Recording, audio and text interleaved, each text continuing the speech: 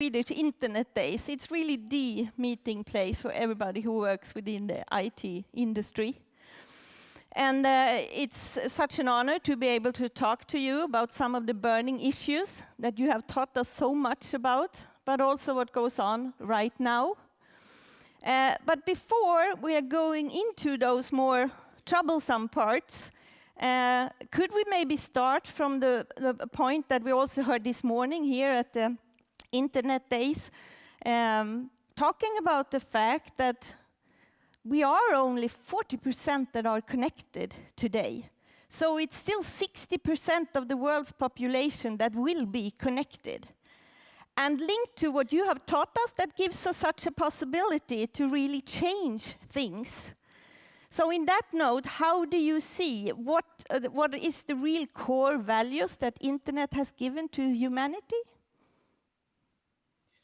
Yeah, this is a complicated question, and I think there are a lot of ways to come at it. But when I think about it, I tend to analogize it to my own experience working in the CIA and the NSA, where the fundamental problem that we were encountering was we were trying to substitute the best judgment and ideas of 330 million Americans with the judgment of a few officials behind closed doors who weren't accountable to the public, who could decide anything they wanted without anybody knowing what's going on.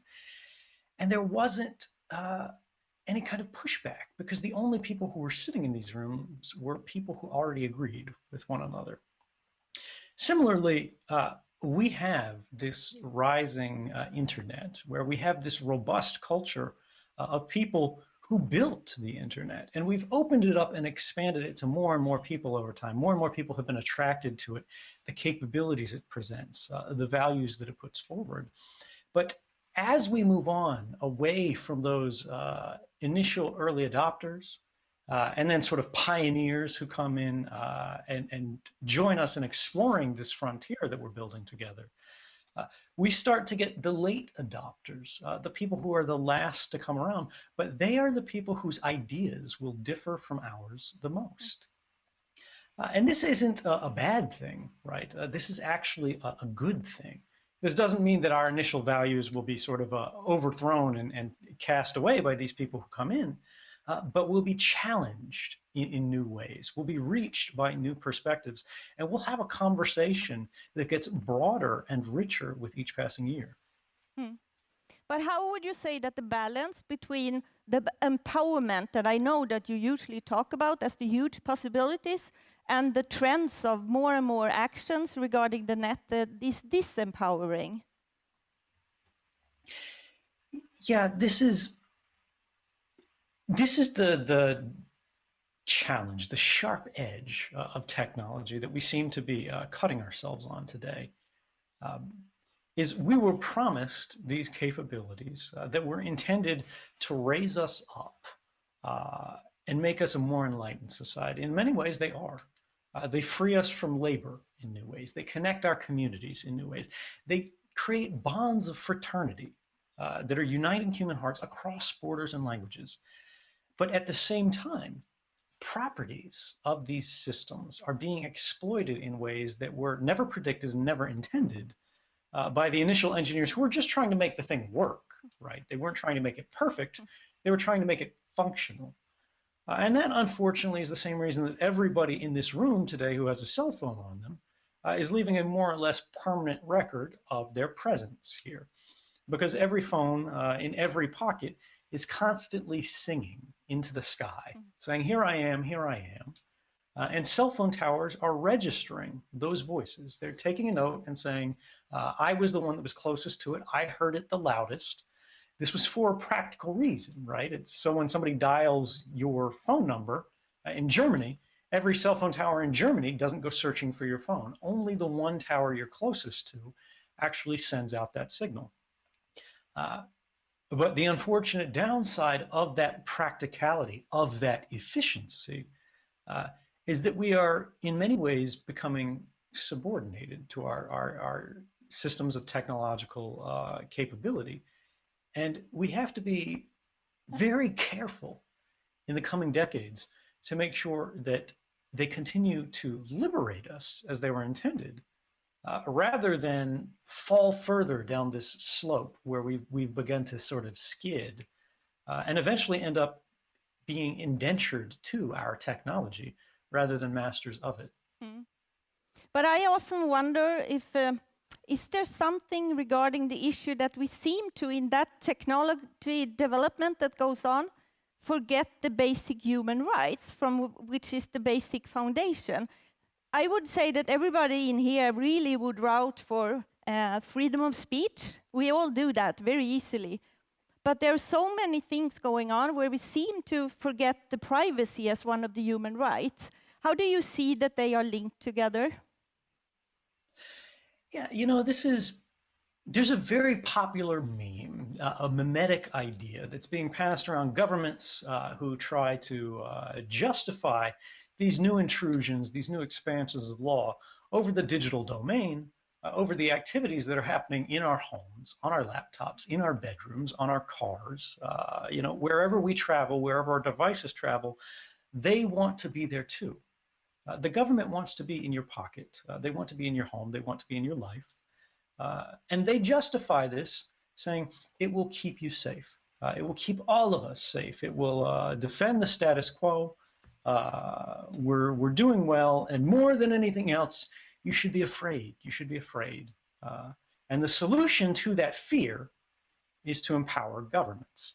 Now, this is also happening by corporations now and other groups, but the central argument here is that the antonym, the opposite of the word privacy, is security, or the opposite of security is privacy, that privacy is this threat that's placing us in danger. But that's not actually how it works. The absence of privacy is not the presence of security. And the presence of security is not the absence of privacy. Rather, the absence of privacy is the presence of censorship. Right? When you don't have privacy, when you can't speak ideas without the judgment of others, you don't share those ideas. You're a little bit more quiet. You're a little bit less free. Privacy is the right to be who you are. Privacy is the right to the self. People say, oh, if you have nothing to hide, you have nothing to fear, but they miss the point. Privacy isn't about something to hide. Privacy is about something to protect. And that thing is a free and open society. That thing is who you are. That thing is your true beliefs. Privacy is the foundation of all other rights. Freedom of speech doesn't have much meaning if you can only say what's popular without experiencing some retaliation, some backlash. The safety, the security of your ideas doesn't come from men with boots and guns, right? It comes from a recognition that you can test these ideas amongst family, amongst friends, amongst community. You can socialize these ideas to figure out if they're strong enough, if they're ideas that you're proud of, that you can actually circulate and release out into the world and have them be challenged, have them be protected, right? Freedom of speech doesn't guarantee a freedom from criticism, but it does guarantee a chance to be heard. Freedom of religion, similarly, doesn't have a lot of meaning if you have to adopt a state religion or just what your parents believed in, because doing something different is immediately known and highlighted by the group. You're different, you're strange. And that's where we get to the basic idea that privacy is what enables progress. Privacy is the right to progress. Privacy is what allows us to evolve, because privacy protects those who are a little bit different. If you're the most powerful member of society, you don't need privacy, right? Because you can defend your ideas, your rights, your property, your beliefs in where society should go in the future through other resources, through other mechanisms. You have men with boots and guns, you have money that falls out of the sky, you have access to all of the levers of influence that are out there. But what if you're the minority? Yeah. What if you're vulnerable in a little bit of any different way, right? If you are different and you are disempowered, you are the one for whom rights are intended the most. because you are the one who faces all of sort of the slings and arrows of opposition, of criticism, of people trying to silence your voice, of people trying to sand away the edges of your difference. They're trying to change who you are because it makes the world more comfortable for them. This is what privacy is about. Privacy is what makes you an individual. Privacy is what makes society open. And if politicians say, well, you need to give up your privacy to make society a little bit safer, what they're trying to actually say, what the translation of that is having a robust and evolving society is unpredictable. It's uncertain. And we're tired of that. We think that we've gone far enough. We think we've moved things to a comfortable point, and we don't need any more change. So what we want you to do is give up your voice, freeze progress where it is right now, and say, enough is enough. I like it here, and we will never take more than another step forward because it introduces uncertainty. But while we can understand that on some level, right? We all want to be safe. We understand the allure of security. It's a false measure because every point of progress in human history, every advance of human rights, the expansion of dignity that we all enjoy today has begun not only as something that was different, but in many cases, a movement that was in fact illegal. When we were trying to do away with monarchies, these were called rebellions.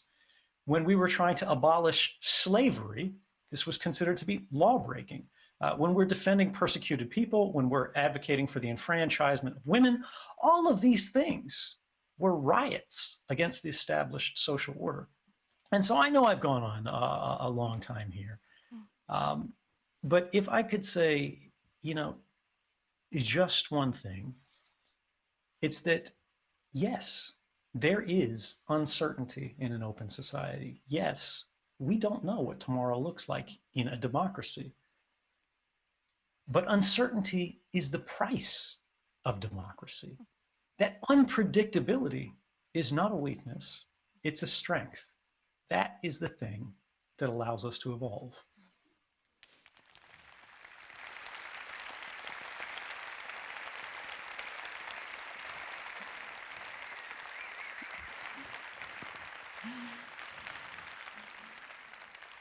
We talked before about the fact that you can go on rambling. These are the kind of situations where I really want you to do that, because this is so key, that we realize that the human rights, and the one we should emphasize on, is not freedom of speech. It's actually the foundation of it all, and I think you described that so wonderful, and how that uncertainty you describe is so challenging for everybody. So I would like to go on, and let's talk about the aftermath and maybe also the responsibilities we all have linked to the US elections, because that's also maybe a good example of sort of what is the role of the major tech companies? How do you think about what recently happened during the US elections? Because there is a change on how things are changing that we see. Absolutely. Yeah, it's hard to think of a better example of uncertainty than Donald Trump as president.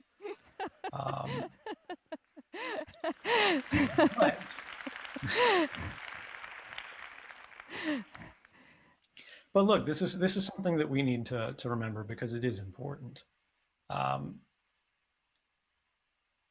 This is a time where that unpredictability can in fact be the origin of our fears, because this is a position invested with a lot of power. But the president does not rule the world, nor does he rule any one of us. We, the individual citizens, the companies that we create, the values that we promote, the systems we build, the conversations that we have, the actions we take every morning when we get up and decide how we're going to move through the day. These are the things that decide our future. And this is critical because when we think about the advances of technology, when we think about all of the capabilities that have been put in place by all of these governments, not just in the United States, but around the world, even in Sweden with their own intelligence, the FRA, and other groups, doesn't matter whether it's Russia or China or France or Germany, or the United Kingdom, which just passed the most extreme surveillance bill in the Western world, and in fact, in the history of the West. We have to recognize that governments make mistakes. And that because of this, we need to be aggressive about building safeguards into our system to mitigate the harms, the damages that result from these unpredicted, unexpected circumstances. Now, when we think about how this interplays with corporate policies, right, and the citizen, you go, well, what can I do? I'm not the Prime Minister of Sweden. I'm not a king. I can't make the rules. But in a lot of ways, you can. Everybody works somewhere, or in fact, most people do. And whether that's at a private corporation or something that you built yourself, whether it's within the government, we can promote change. And one of the central challenges of these mass surveillance systems that we're discussing today is the access to data that they have. If we're talking about the current election as an example, in the wake of sort of the hack of the US political process that we saw, where these emails got sent loose, Donald Trump was once asked what he thought about that. And rather than condemning it, he said, and I want to quote the words directly here so I don't get them wrong. This is an exact quote. He said, honestly, I wish I had that power. I'd love to have that power to hack anybody's emails, to release whatever he wanted about political opponents or whatever. And now he does. That's the world we live in. How do we fight back? How do we enforce our rights? Not to say Donald Trump is evil. I want to, mitigate him. I want to make sure he's disempowered or whatever, because that's not really the issue. We don't care about Donald Trump. Donald Trump is just a president. It's an important position, but it's one of many. What we actually need to think about is how are those things enabled? And that's when we look at the story of 2013 to today, that all of these companies, all of these internet service providers that we rely upon around the world, whether it's Google, Yahoo, Facebook, Apple, anybody, they've gone beyond what the law requires in the United States to allow the government to sort of rifle through their data holdings. If you're an American citizen, they have to go to a secret court that always says yes and get a rubber stamped warrant before they can tell Google, we want all of this person's email. But if you're not an American citizen, and this is true today, anybody sitting in this room right now, an analyst sitting at the NSA, such as myself, does not need a warrant from the court. They don't need to establish probable cause that you are engaged in any kind of wrongdoing. Instead, the Attorney General, our top justice official in the United States, goes to that same secret court only once a year, and he provides a list of general activities that he considers threatening to the United States or matters of intelligence interest. And if you meet any of these categories of activities, they can simply, the analyst themselves, can self-certify that these authorities, this is under a law called the FISA Amendments Act, Section 702,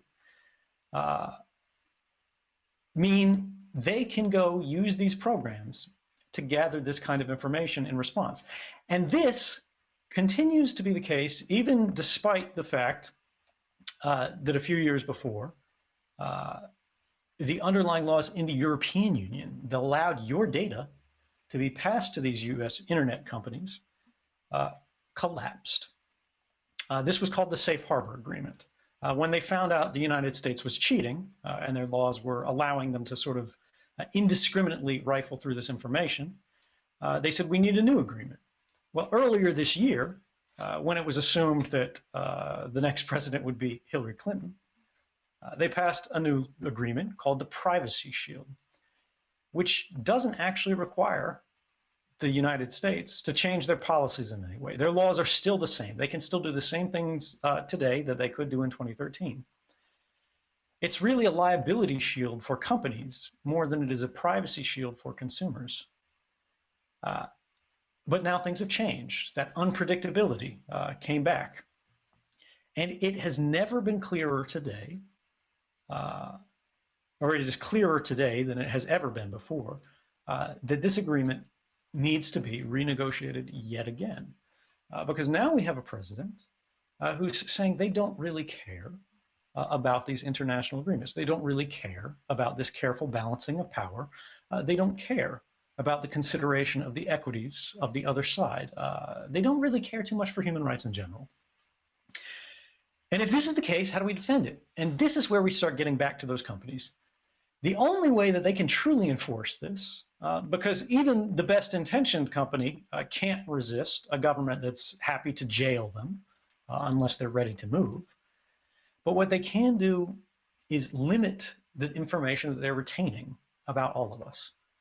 There is nothing that says these phone companies really have to keep permanent records or very long-lived records of where your cell phone travels, but they do because it's cheap and it might be interesting. They might be able to make money off of it. But is it really necessary to the operation of their business to tell where your phone was 3 months ago instead of where your phone is right now? And of course, the answer is no. Same thing with internet companies. Do your Facebook messages really still need to be held 5 years down the road, 10 years down the road? Or do you need them for 6 months? If companies can start thinking about what is the actual realistic maximum of data that we need to be retaining about our users, they are setting a limit to how badly their service can be abused against the interests of their customers by outside forces. Because again, this is not about the United States. This is not about beating up Donald Trump. This is not about beating up any particular country. Because when one country does this, all countries do this. Russia submits the same requests for information to Facebook. China does the same thing. Iran does the same thing. Sweden does the same thing. They do it at different levels of frequency. But the bottom line is we need to start thinking about how we can protect human rights, not in the context of a single jurisdiction, not in the context of reforming a single law, but how we can do this globally. So how would you say, how come we're not doing that? Maybe the question is that we do not, maybe it's the privacy issue we talked about, we do not value that enough, it seems, at times. But you talk a lot about the technical competence that you need, a sort of that it is that knowledge gap that we really need to focus on. You talk about the technical literacy. Is that something that could help? What competences do we need to be better to also roar a bit higher earlier as users as well? Or are we just naive? Yeah, I mean, this is. I think there's a lot of reasons for this, and it's unfair to single out a single one. Technical competence does play a role, particularly in the public's participation in this debate. We saw in the United Kingdom, in the passage of this great mass surveillance law, there was very little protest because the newspapers hardly wrote about it. Many of the journalists didn't understand the law. The government did its best to limit debate about this law, to make sure no one was talking about it, to make sure that every sort of public statement that was released about this or study relative to it was written in opaque language so that the public couldn't understand and only an expert audience could. This puts a gigantic burden on the expert class to kind of broaden the conversation here. And in many cases, they're going to fail. Because again, it gets back to that same dynamic of how the NSA's operations got so bad. When you limit participation to these tiny fractions of population, you're going to get a poorer quality decision than if more minds were involved in arriving at these decisions. But I think beyond simply the thing there, we have companies that are burdened by a profit motive, right? It's natural and it's right. It's proper that they want to make money. That's why these companies were founded, right? Nobody should begrudge them the chance to make a profit. But at the same time, we should think about which companies we want to support. And we should have mechanisms to understand how these companies are operating, the kind of decisions they are making, and the social costs that are being created as a consequence of their operations. Just as oil companies are starting to face criticism, protest, and divestment of investments as a result of the impact of their industry on our global climate, we should have the same understanding of the consequences of these companies' operation on our digital climate. But right now, it's too opaque. We don't see how these things are operating, and it makes it difficult to say who are the good guys and the bad guys. And I think that has to change. Yeah.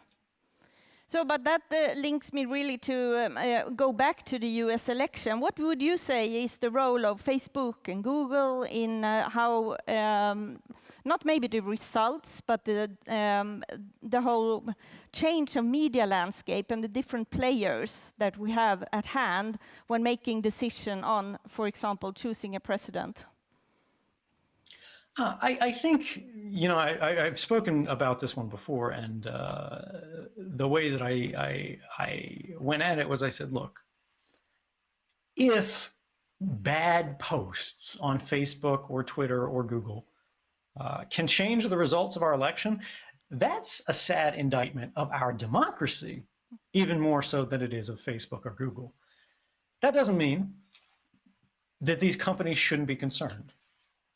I don't think we want private companies in a position to decide what kind of speech is permissible and what kind of speech is not permissible in an open global society.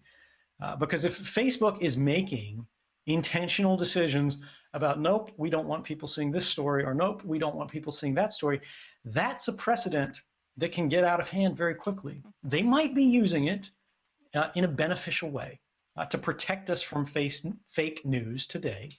But what about next year? What about in 5 years? What about in 10 years? They start to shape our understanding of the world in a very dangerous way.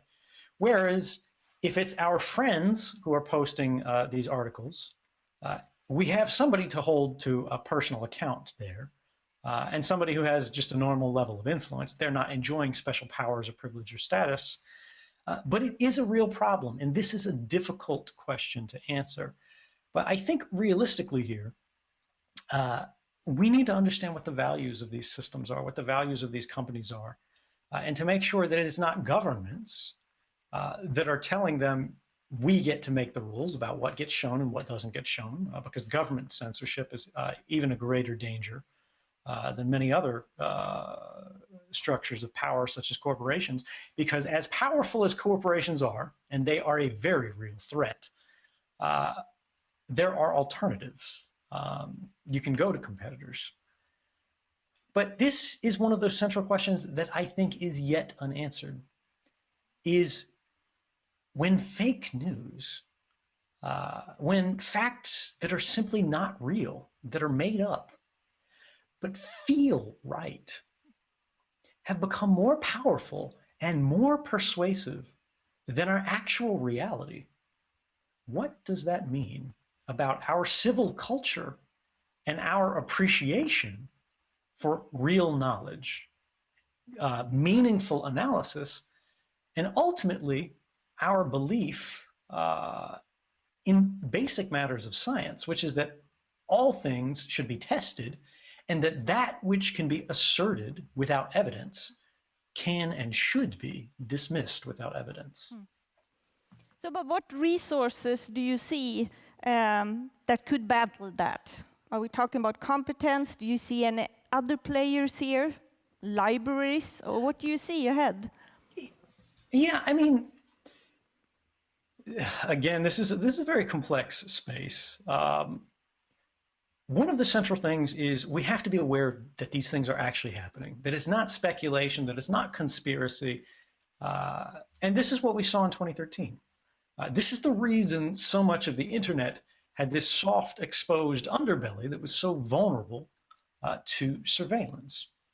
Was if you went out in the public and you said that every communication from every person in the world that crossed U.S. lines was being collected and stored and traded around like baseball cards with all of these other countries, even if the government knew it was unlawful to engage in these activities, they'd look at you like you were crazy. There were experts, of course, who knew this was technically possible, but they couldn't prove that it was actually happening.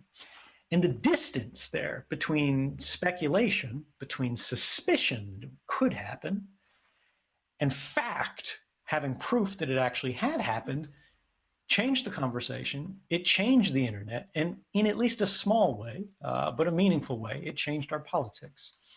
And I think this is very much the same. When we start to see that these fake narratives actually have a real impact, we become more aware and more armored against them. We become a little bit more skeptical. We require a higher standard of evidence, and this is a beneficial thing. But you mentioned libraries there, and I think that's actually a critical role that we haven't thought about that much. The library system in many countries around the world has been searching for purpose when information has become much more easily shareable, when it has been much more easily tradable. But we can think of librarians as a professional class that are dedicated to the ascertainment of facts, the familiarity of facts. And it would be helpful if we had more public voices and more public institutions that could weigh in a nonpartisan, apolitical way, but help us understand where the resources are and what the facts are that allow us to actually resolve these controversies in a fair way. What is very clear when listening to you is that, and I think that's so inspiring to hear here as well, is the fact that there are so many professions that need to step up to the game and see what is their role, as well as we as individuals when using these services. So I will let the US election go, but I do know that we still need to ask one question, and that is the fact how your views are on how it will affect your own situation. Is that something you will comment on? I don't care. The reality here is that yes, Donald Trump has appointed a new director of the Central Intelligence Agency who used me as a specific example to say that, look, dissidents should be put to death. And I think that's a fundamentally un-American thing. But we have much bigger problems than my personal situation. I am the least important part of any of this.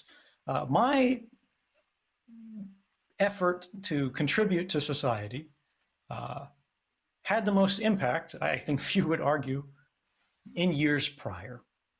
I will continue to try to contribute to the best of my ability. But if I get hit by a bus or a drone or dropped out of an airplane tomorrow, you know what? It doesn't actually matter that much to me, because I believe in the decisions that I've already made. I've done my best. I will continue to do my best.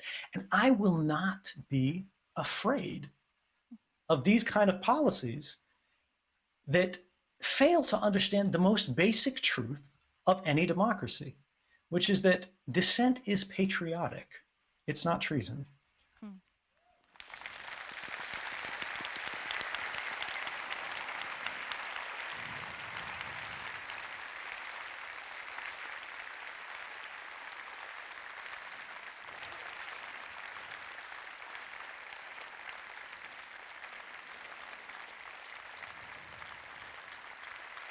I let them applaud you, so you feel our warmth from here.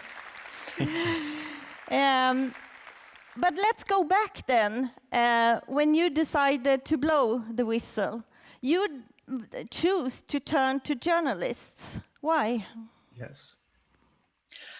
I was concerned about my own political biases because when I was thinking about how we got here, again, sort of the original sin that led us to this series of mistakes. It was that we didn't have enough voices in the room. And when I was making these decisions, when I came to the belief that these programs were actually a violation of human rights, they were against American values, and they had violated not only the laws of the United States, but the Constitution of the United States, that this was an opinion of one. I went to colleagues, coworkers, I went to my bosses, and I showed them evidence of these programs and said, do you think this is right? And of course they went, no, but that's not really our place. And I think in a way they were right. It's not the place of any one person alone to make these decisions, because they could be wrong. I could have been wrong. But that doesn't mean that you're silent. What that means is that you try to construct the same system of checks and balances that's supposed to keep our government upright, to keep us as individuals, even as dissidents, to the same standard of accountability. And so rather than acting on my own and publishing information on the internet directly, which I've been criticized for, and it's fair to say, right, this individual's acting as a gatekeeper, they're not sharing everything the public should decide, it's a fair criticism. But I believed personally that some of this information was legitimately classified, but it did also need to be considered in understanding how the operations of all these programs work, where the line was between permissible and impermissible. And so I worked with journalists to remove my own personal political biases from the equation, to mitigate the possibility that I could have simply been wrong or too radical, because this is the role of a free press in an open society, to contest the government's monopoly on the control and dissemination of information about their activities, and to ultimately measure the balance of equities in those hard questions where maybe it's close about should the public know about this or maybe not, between what the government says and what the public believes they need to hear. And so it was for this reason that I set up a specific system where I shared this information with journalists that I believed showed evidence of criminal activity, of violations of human rights and law.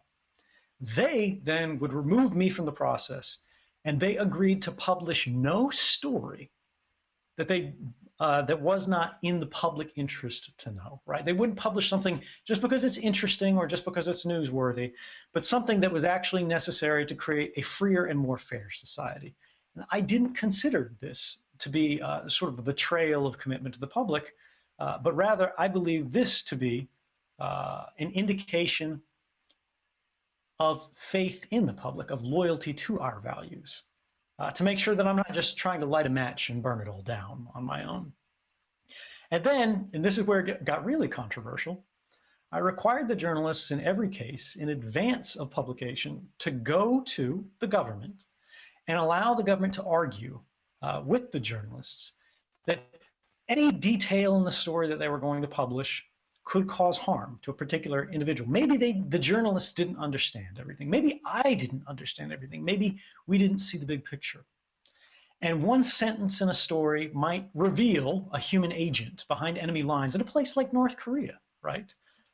And put this person in danger. As far as I know, this process was followed in the publication of every story. Now, it's important to note, this did not give the government a veto over the publication of any stories. It simply gave them a chance to make their case to the journalists, and then the journalists would decide whether to publish it or not. And I'm not aware of any case where the government successfully killed a story. There are a few stories where they changed a detail here or there, but I think that was fair, because in 2013, everybody in the United States government stood up and said, this guy and these journalists are traitors. They're going to get people killed. They have blood on their hands. People are going to die over this. And yet, 3 years later, in 2016, nobody says that anymore. Nobody credible, anyway.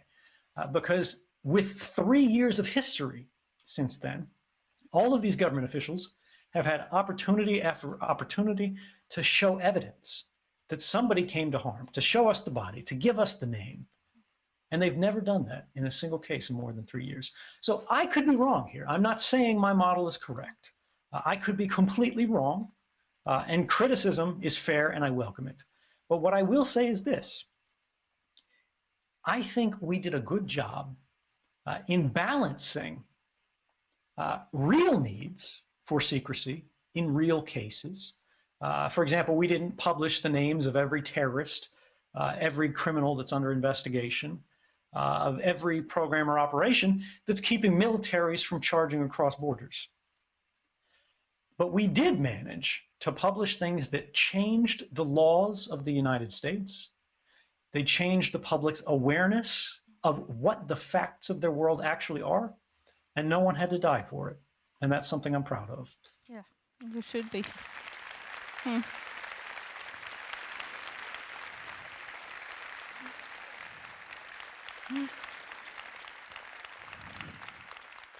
When Obama was running for president, he actually, in some context that I know Glenn Greenwald wrote about when trying to explain the roles of whistleblowers just before your identity was revealed. That was a wonderful definition of whistleblowers, but let me hear it from you. What part, what role, and what's the definition of a whistleblower in a democratic society? I define whistleblower a little bit more broadly than many do. The government's definition is someone who reveals waste, fraud, or abuse of the government's authorities. Now, they try to caveat that and say people who go through official processes, specific channels, and reveal this to specific officials, and let those officials make the decision about what should be done. This is pretty controversial, and most people recognize this is a mistake. It leads to a broken system. And I actually want to share with you the testimony of a government official, the second top lawyer for the National Security Agency, who was responding to another whistleblower, the whistleblower who preceded me at the NSA, Thomas Drake. He tried to reveal the warrantless wiretapping system, the same one that I was talking about 10 years before me.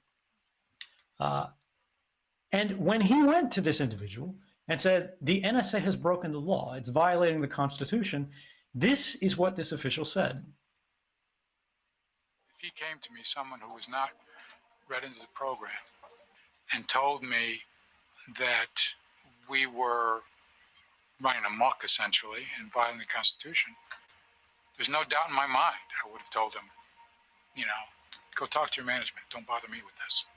I mean, you know, the minute he said, if he did say, you're using this to violate the Constitution, I mean, I probably would have stopped the conversation at that point, quite frankly.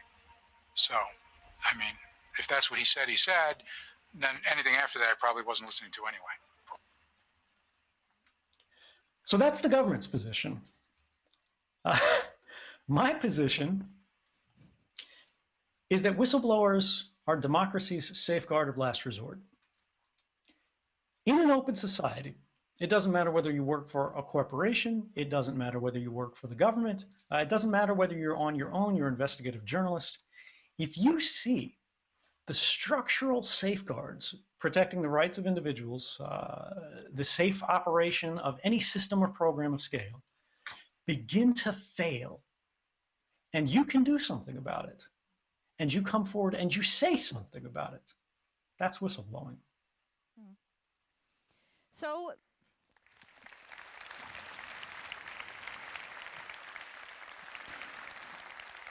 with your experience now, what would you give, what would be your best advice for someone who would like to really, who discovers wrongdoings and is thinking, oh, what should I do with this now?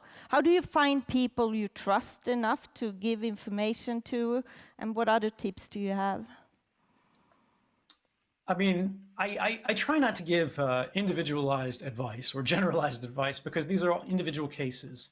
It happens in many different contexts in many different ways. When you look at the Panama Papers revelation, the source remains anonymous, their identity has never been publicly disclosed.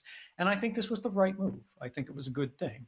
It's protected this individual from reprisal, from private interests, and from any government capabilities, such as Panama, that might want to imprison this individual for doing what was clearly at this point the right thing. On the other hand, there are times when you have to come forward to establish the authenticity of the documents, to show that these things aren't tampered, that they are real, or 1,000 different ways. So it's difficult to give generalized advice like that. The main thing that I would say is to plan. Don't do this in a rush. Don't do this without thinking. Think moment by moment what the investigation into your activities is going to look like. And make sure that the story that they find from your phone records, from your internet records, from your conversations with friends, with coworkers, is one that will serve the public interest and make sure that ultimately you don't pay an unreasonable cost for doing the right thing. This, unfortunately, can go wrong very quickly. In the case of Chelsea Manning, who revealed the video of the US helicopter strike in Iraq that killed journalists and wounded children, as well as many other government records that were of primary public importance, to understand the reality of that war and where actual war crimes had been committed. She was betrayed by one of the only people she had confided in of what she had done. Be very careful about who you trust. Because when you tell someone what you've done, you can never take that back.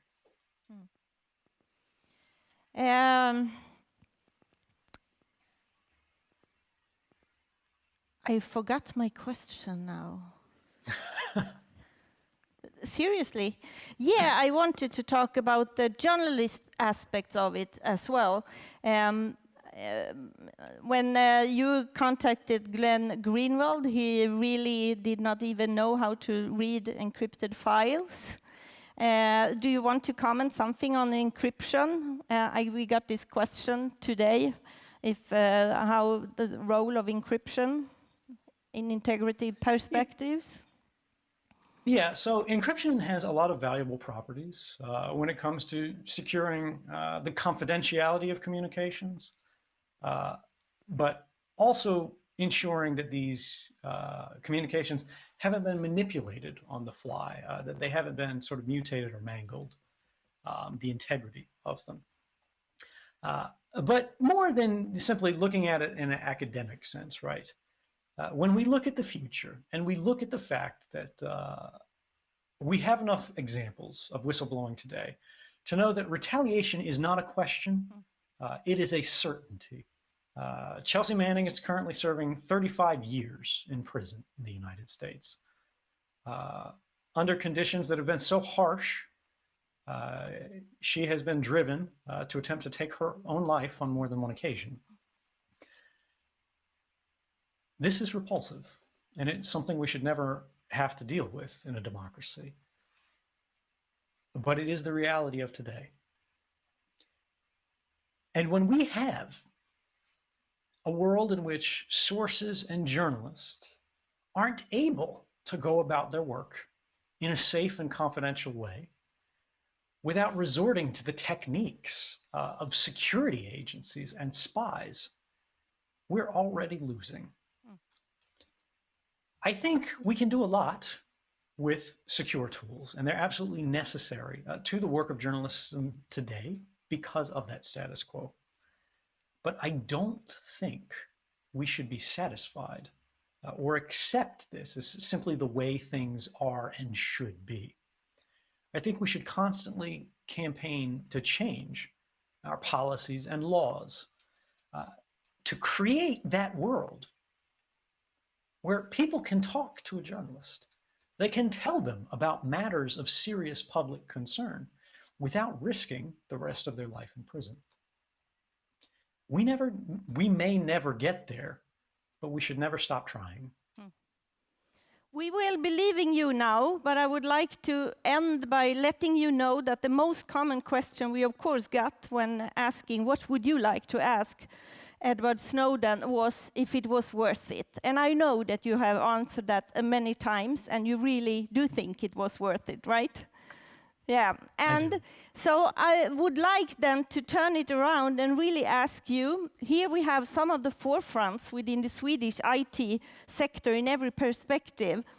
How could we pay back to what you have learned us? What should we do? Fix the problem, right? That's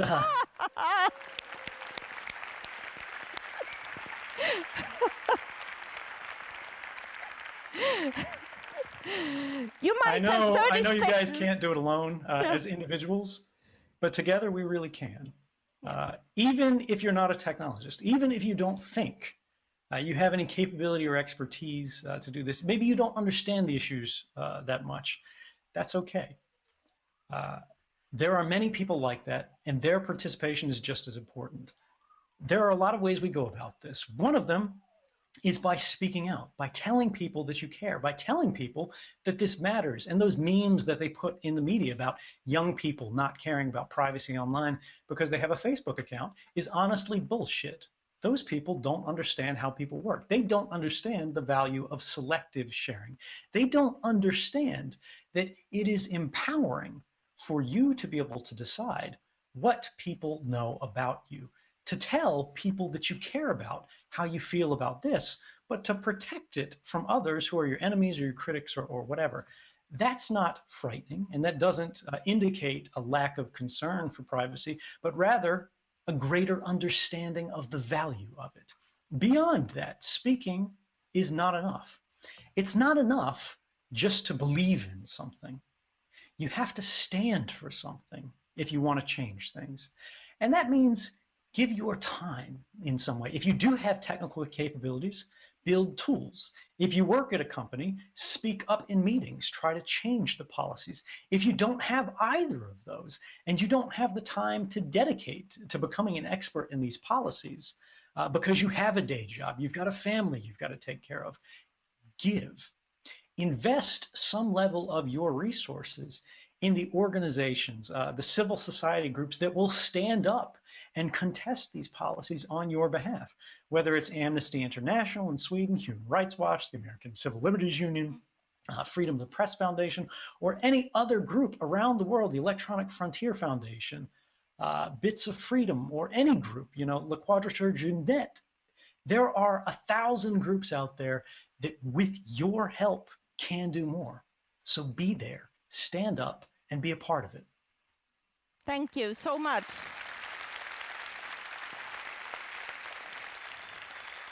We say bye-bye. Thank you so much, and listen to all the love for you. Thank you so much.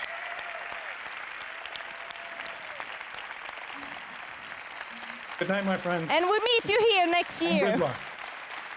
I'll see you then. And until then, stay free.